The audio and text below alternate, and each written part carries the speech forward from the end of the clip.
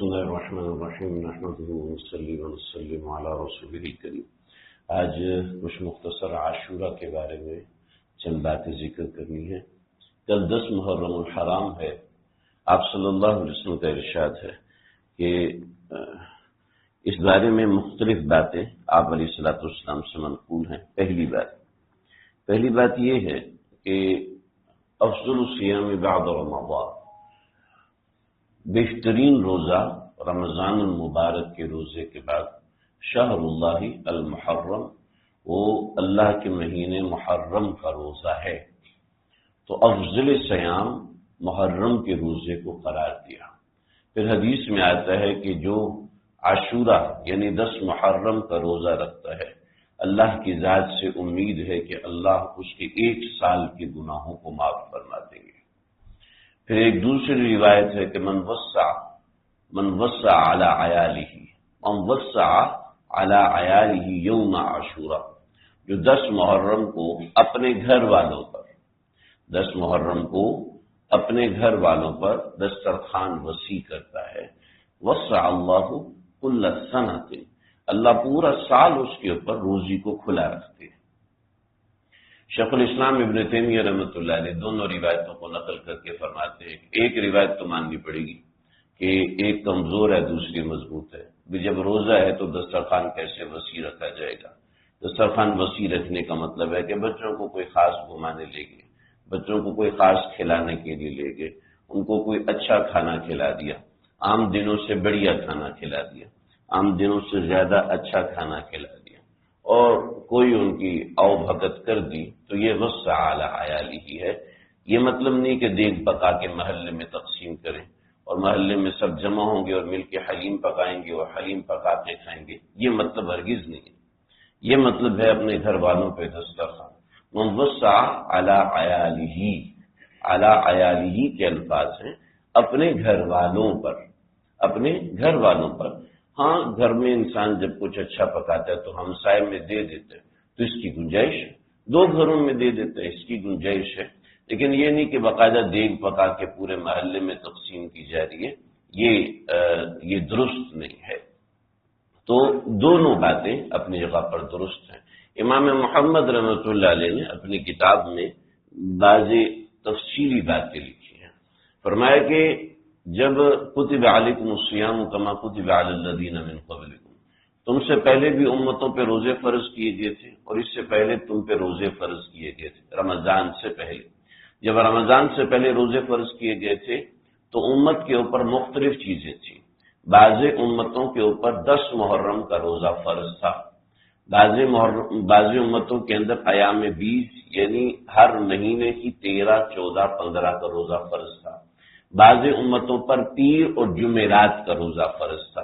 یعنی اس طریقے سے روزے کی فرضیت تھی۔ جب امت محمدیہ کی ابتدا ہوئی تو 3 روزے ایام 20 کے اور 1 روزہ 10 محرم کا یہ امت محمدیہ پر فرض تھا۔ پھر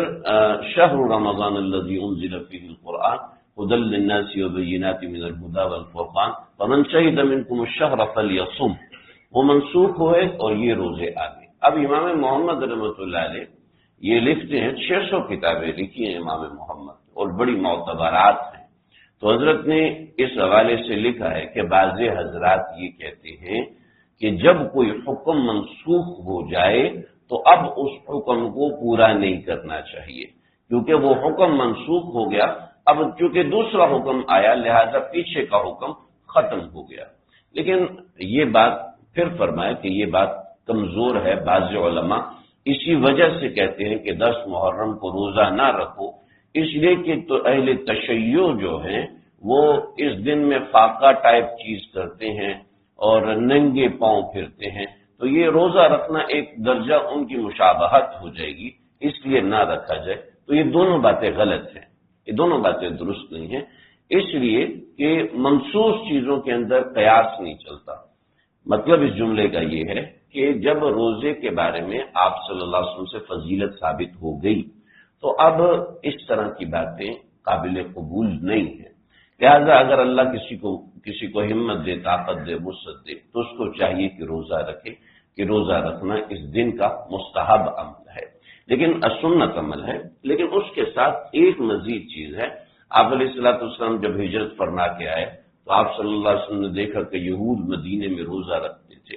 تو آپ نے پوچھا بھی کس چیز کا روزہ رکھتے ہو؟ تو کہنے لگے کہ ہمیں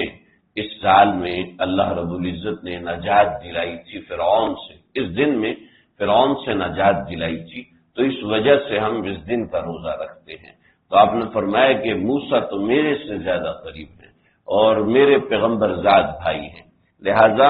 میں روزہ رکھوں گا، اور میں انی احق بھی موسیٰ، میرا موسیٰ پہ زیادہ حق ہے، لہذا میں بھی 10 محرم کا روزہ رکھوں گا، لیکن اللہ نے مجھے زندگی دی تو میں اگلے سال اس کے ساتھ ایک اور روزہ ملاؤں گا تاکہ یہود سے میری مشابہت نہ ہو جائے، خالف الیہود والنصارى، یہود و نصارہ کی مخالفت کرو، لہذا وہ ایک روزہ رکھ رہے تو تم 2 روزے رکھو، لیکن اگر کوئی شخص صرف ایک روزہ ہی رکھتا ہے تب بھی کافی ہے، تب بھی انشاءاللہ اس کو یہ اجر و ثواب ملے گا، لیکن مستحب یہ ہے کہ سنت روزے کے ساتھ ایک اور روزے کو ملایا جائے، کہ فضیلت بڑی ہے کہ 1 سال کے گناہ اللہ معاف فرماتے ہیں، تو اللہ نے ہمت دی ہے، طاقت دی ہے، صحت دی ہے، تو کوشش کرے کہ روزہ رکھے، اور اس روزے میں سحری کرنا کوئی ضروری نہیں ہوتا، سحری سے پہلے نیت ہونا بھی کوئی ضروری نہیں ہوتا، آپ نے فجر کے بعد اٹھے، آپ نے کچھ کھایا پیا نہیں ہے اور فجر کے وقت اٹھے، سحری کا وقت نکل چکے، تب بھی روزہ رکھ سکتے ہیں۔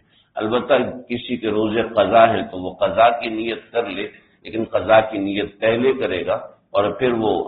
اس روزے کو رکھے گا تو امید ہے انشاءاللہ نفلی روزے کا ثواب بھی مل جائے گا۔ بعض لوگوں نے بہت سی چیزیں جوڑی ہوئی ہیں، حضرت نوح علیہ السلام کی کشتی پار لگی تھی تو عاشورے کے دن تھا، حضرت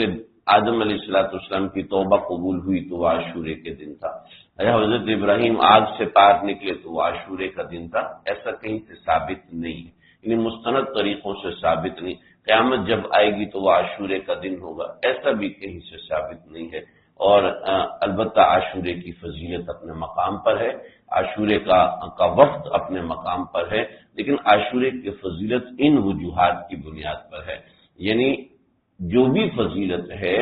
وہ فضیلت نبی علیہ الصلوۃ والسلام سے منقول ہے۔ حضرت حسین رضی اللہ عنہ کی شہادت تو 61 ہجری میں ہوئی ہے، تو عاشورے کو حضرت حسین کی شہادت سے جوڑنے کا کوئی مطلب نہیں ہے، تو یہ نہ سمجھا جائے کہ عاشورے کی فضیلت کا تعلق حضرت حسین رضی اللہ عنہ کی دردناک شہادت سے نہیں، ایسا بالکل بھی نہیں، البتہ شہادت حسین جو اس خاص تاریخ میں آتی ہے، ظاہر بات ہے ہر مسلمان کا سینہ اس کے بارے میں چھلنی ہوتا ہے، تکلیف ہوتی ہے، پریشانی ہوتی ہے کہ بھئی یہ دردناک تاریخ ہماری ہے، صرف ایک دردناک واقعہ نہیں ہے، تو واقعات بھرے ہوئے ہیں، حضرت عثمان کو کس طرح دردناک انداز میں شہید کیا گیا، حضرت علی رضی اللہ عنہ کو کس طرح دردناک انداز میں شہید کیا گیا، حضرت عمر کو شہید کیا گیا، حضرت ابوبکر کے بارے میں بھی مروی ہے تو ان کو ایسا زہر دیا گیا جس نے جسم پہ آہستہ آہستہ آہستہ اثر کیا، اور 1 سال کے بعد وہ زہر سامنے آیا جس کی وجہ سے ان کا انتقال ہوا۔ نبی علیہ الصلوۃ والسلام کو وہ زہر دیا گیا تھا، خیبر کے اندر 7 ہجری میں زہر دیا گیا تھا، اور وہ یعنی اس زہر نے اثر 4 سال میں دکھایا، اور 11 ہجری میں آپ علیہ الصلوۃ والسلام کا وصال ہوا اس زہر کی وجہ سے۔ تو یہ سب چیزیں ایسے، حضرت حسن رضی اللہ عنہ کو زہر دیا گیا، تو یہ سارے معاملات اس طریقے سے ہیں۔ تو شہادت حسین 10 محرم کے ساتھ جڑی ہوئی ہے، لیکن 10 محرم کی فضیلت کا تعلق شہادت حسین رضی اللہ عنہ سے بالکل بھی نہیں ہے۔ تو یہ کچھ چیزیں عاشورہ کے بارے میں ہیں، اس کی فضیلت فضائل ہیں، اللہ مجھے آپ کو ہم سب کو سمجھنے کی توفیق عطا فرمائے۔